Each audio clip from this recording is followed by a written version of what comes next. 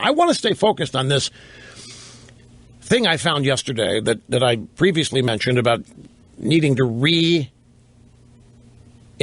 human genetics in order to save the planet. It was on a tech blog.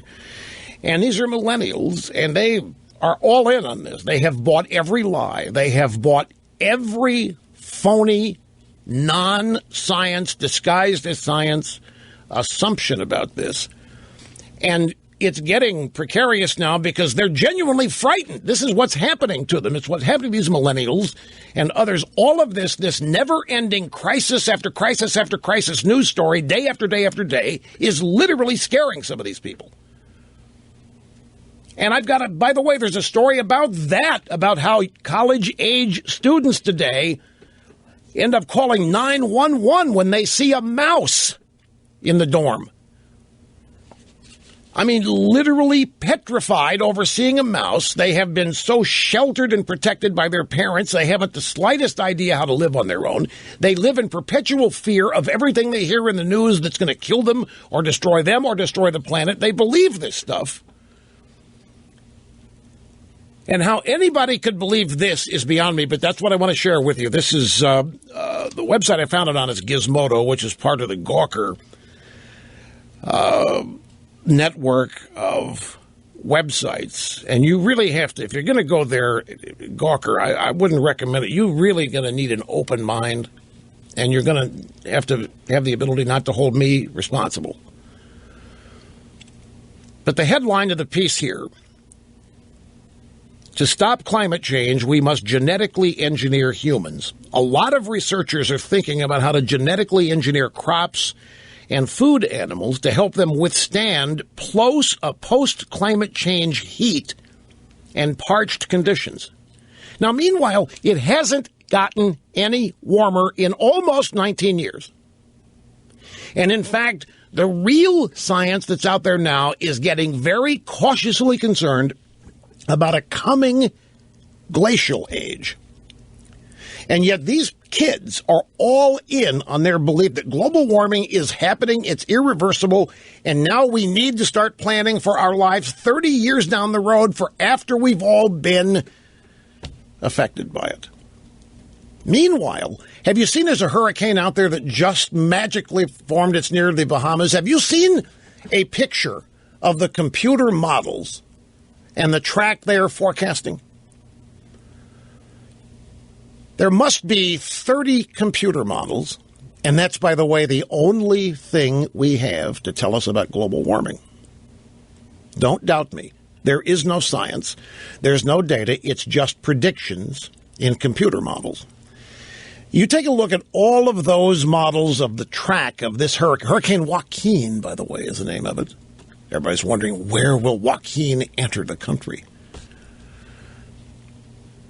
We're talking about predicting the track of a hurricane tomorrow and the next day. And if you look at all of these models, you will clearly see that nobody is confident of where it's going to go.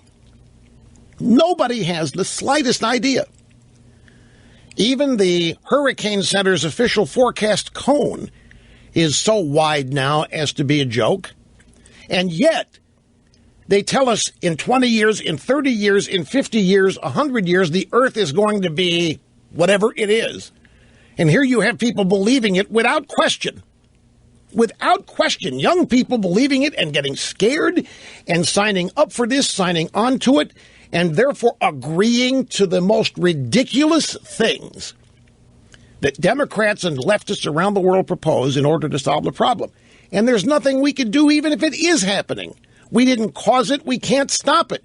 All of it's so absurd, folks. It's almost beyond my ability to express how ridiculous this all is. But, you know, when you keep young people scared, when you frighten them and tell them that their future is bleak and that there's nothing on their own they can do about it because powerful forces beyond our control are dictating these things, what are they going to do? They're going to invest their hope and their trust and their faith in all of these distant figures in distant capitals who claim to have the answer to save their lives. So listen again to how this story starts. A lot of researchers are thinking about how to genetically engineer crops and food animals to help them withstand post-climate change heat and parched conditions. Post-climate change. We're thinking about now, what, 20 years, 30 years? They won't tell us what climate change is going to do tomorrow or next year or even 2 years from now. No. They won't do that because they can't. They don't know what climate change is going to cause in the next day. But somehow they're confident of the next 30 years, 50. And, of course, they do that because nobody's going to be alive to check whether they were right or wrong. But what about, back to the story, what about genetically engineering humans to slow our constant carbon contributions, such as slowing down our breathing? Because when we exhale, guess what comes out? Pollution, CO2.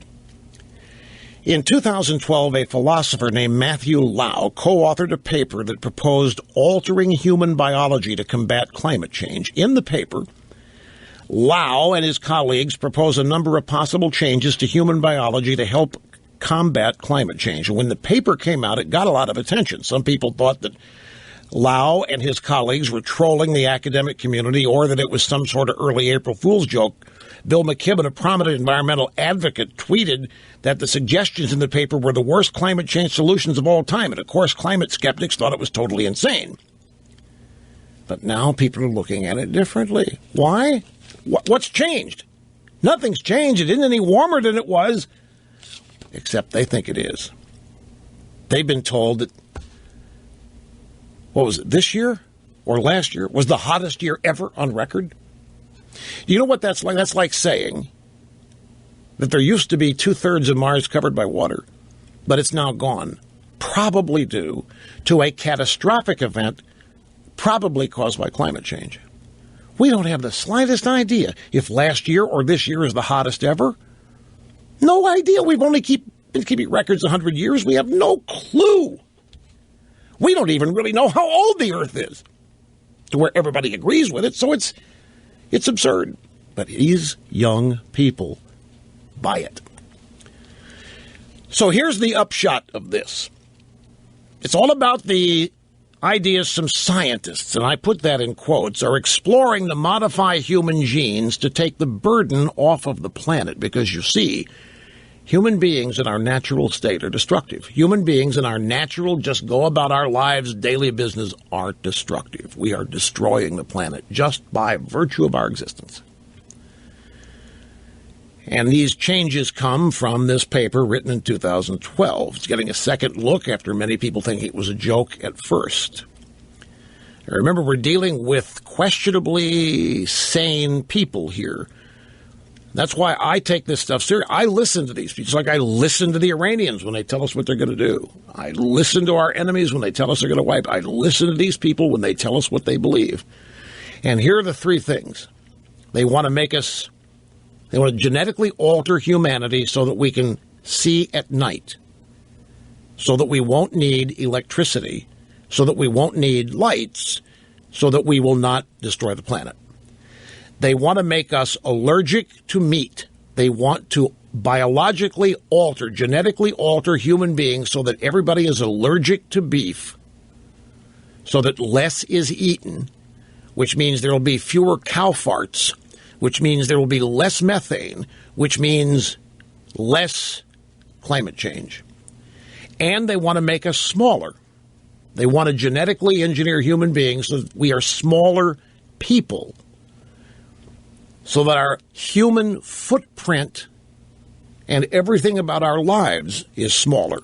The amount of energy we use, the amount of pollutants we exhale, and they want to be able to fit us all in littler and littler places, like smaller and smaller public housing and so forth. These are the things that are now being given a serious look.